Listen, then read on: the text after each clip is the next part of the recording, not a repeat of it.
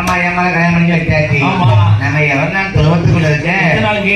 நாம வந்த செய்தி தெரிவிக்க வேணும். இந்த ஊர்ல தனி நிலையம் வாங்க வேணும். தெற்க பார்த்து உடையாமலிய பார்த்து இருக்கணும். எல்லா ஊர்லயும் எசகி கிழக்கமாகத்தான் இருப்பா. நம்ம தாய் அங்க இருந்து வந்தவா. அந்த பின்னோக்கிதான் இருக்கா. நான் ஆகாச மாடனுக்கு எல்லைக்கு பக்கத்துல இந்த ஊரு காவல் தெய்வமா நான் இருக்கணும். இசகி அம்மா பார்த்தா பரமாயம்மா வந்திருக்காங்கல்ல, இந்த அம்மா மேல இறங்கிட வேண்டியதான். இந்த தாய் இசகி என்ன மாட்டு தொழுவத்தில் இருந்து கொண்டு அவ தொழுவம் விட்டு வாராளையா உத்தமியா இசகி அம்மா